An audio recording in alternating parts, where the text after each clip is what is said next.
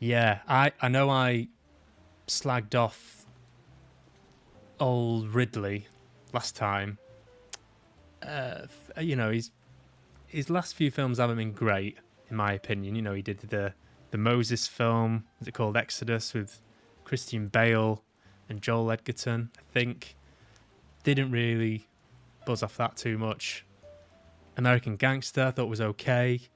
All the Money in the World I thought that was all right, but you know he's not had like an epic, and this was effing epic. There's so much I could say about it. Firstly, Joaquin Phoenix. Um, I had a bit of a thing with Joaquin Phoenix where I felt like watching Beau is Afraid. I had this thing where when you get to a certain level as an actor, sometimes it feels like you're not really watching them apply a craft. It feels like you're watching an actor dictate to the director what the scene is going to be.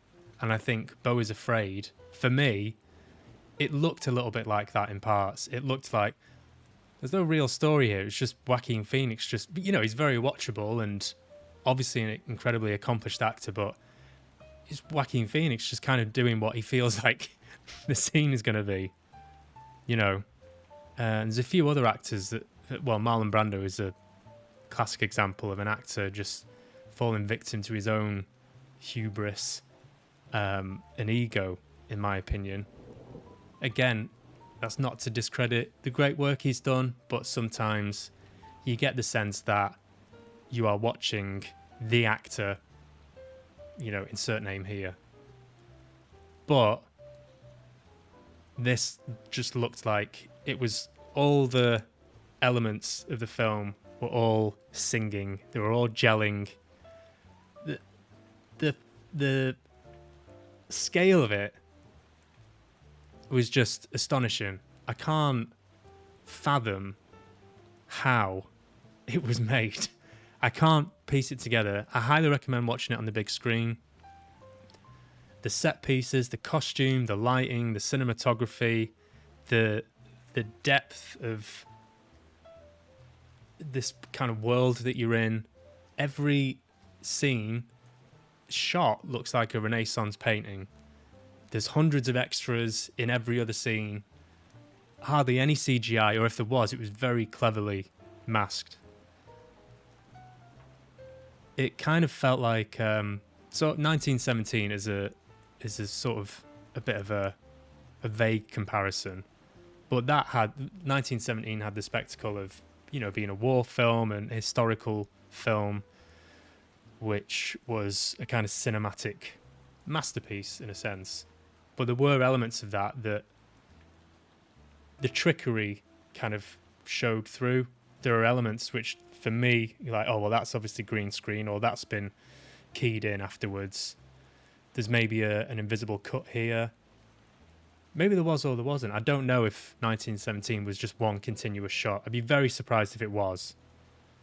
I think there was a few cuts in there. Anyway, what I'm saying is you could see the strings in parts of that. Whereas with this, it was just breathtaking. Every scene, it was like you were watching a master at work. And so I take back everything I said about Ridley Scott being a bloated, egotistical prick with a cigar in his mouth saying, oh, my movies. You know, Ridley's a very good world builder. His historical films just feel like you're living in that time period for a bit. I love that. Yeah, man. It was immersive. And, you know, and Joaquin Phoenix had this... he's just a phenomenal actor. Same with Vanessa Kirby.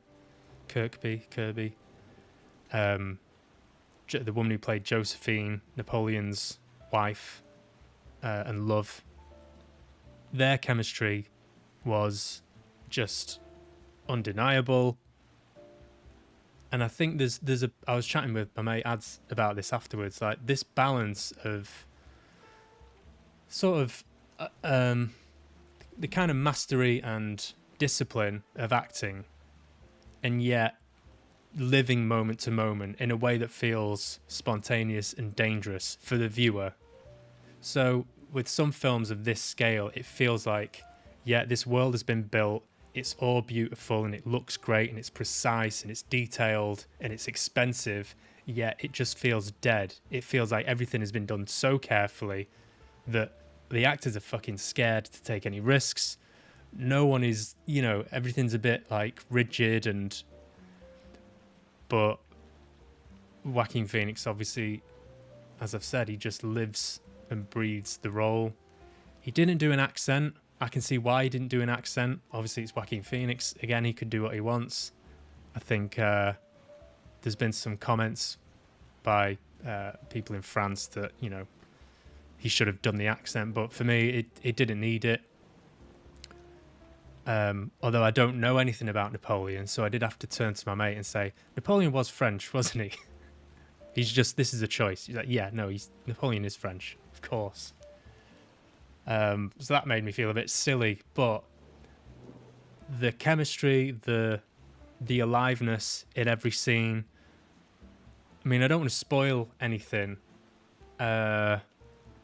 It's not really a spoiler, but shut your ears if you don't want anything spoiling at all.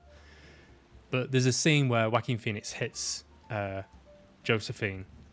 It's in front. There's a big scene happening, and he slaps her and sort of grabs her and shakes her, and everyone gasped.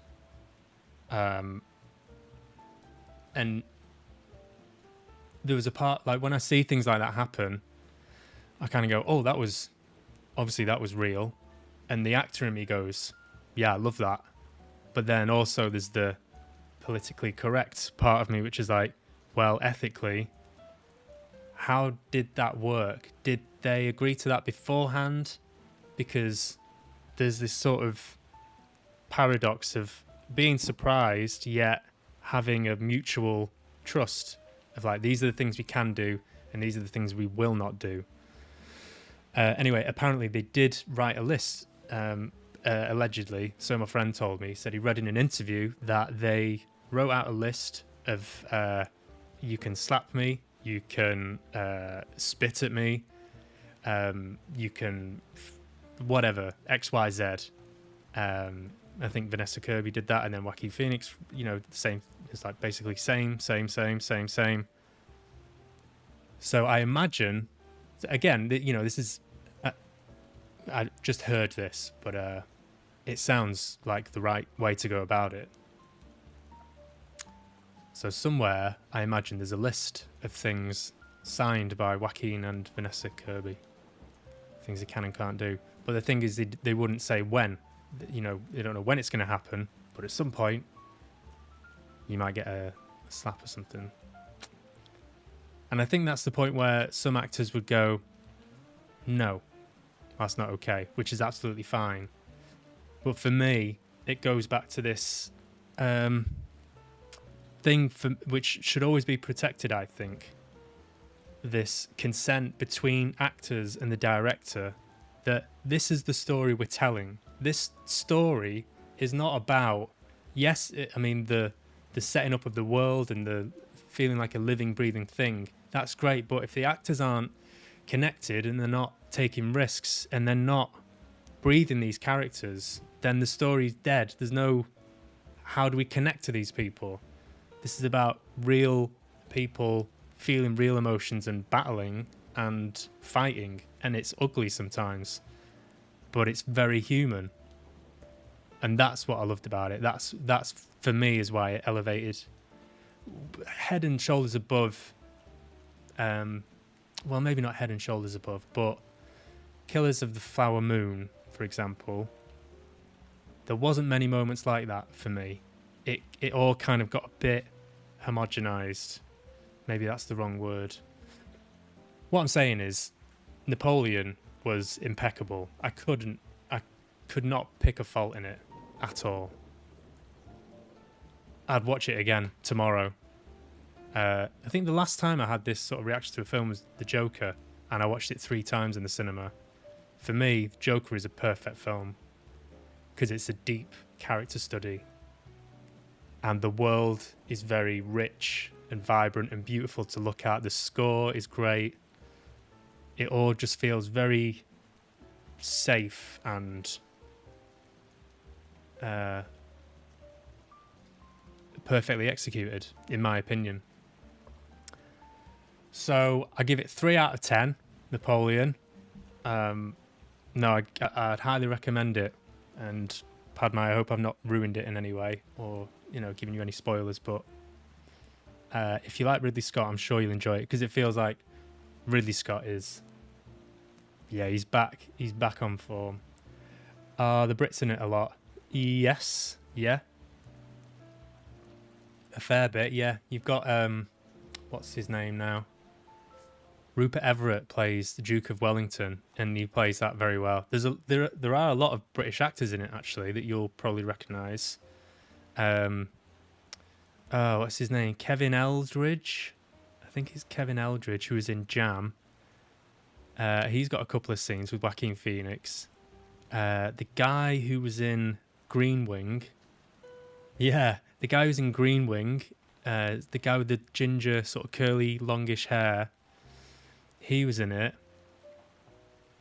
Yeah, a couple of other Brits who you're like, oh yeah, and they've just got the right face for sort of historical British characters. And also another good point. All the British comedy actors, yeah.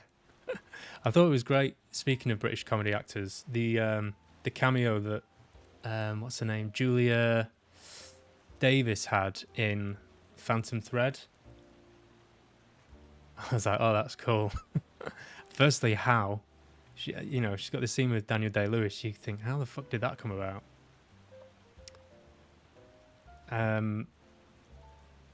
Yeah, historically, it didn't glamour. The battle scenes are fucking incredible,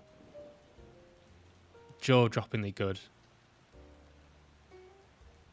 Yeah, there's a battle on the ice. I'm terrible with history. I don't know half as much as I probably should do about history.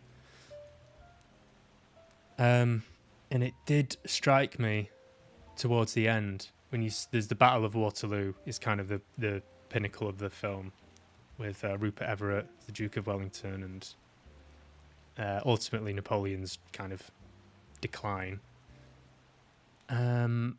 And you're watching these battles go on, and you do kind of. I felt myself sitting back a bit and going. Also, the volume of people that died.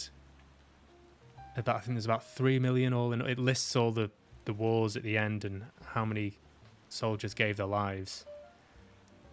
And you can't help but wonder, what is going on here? We're a strange species. We're a strange species. Because you're looking at it literally from a bird's eye view and just the carnage. I don't know.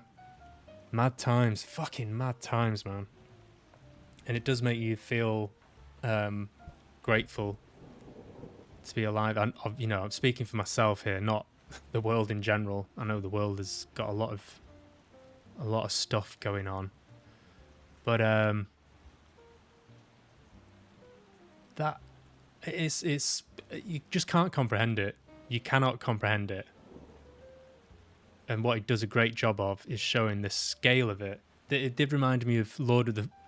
This is not. I know Lord of the Rings is not a documentary, but what I mean is Peter Jackson's scale, the huge sort of battle scenes, and those look. I mean, they still hold up, but they're obviously CGI. These you can't tell where the real, where the actual footage finishes and the CGI starts. And there must be a dovetail at some point. But because there's so many, and I'm talking like scenes which are less than a minute long, of Napoleon meeting one person, and there's like, I'm not kidding, about 200 soldiers in the background, all in proper costume and the proper get up. So, and there's that level of attention to detail. It's great. It's great. It's great. It's great. I liked it very much. So that's that. Go and see it. I highly recommend. The other thing, let's get rid of him for now. Bye, Joaquin.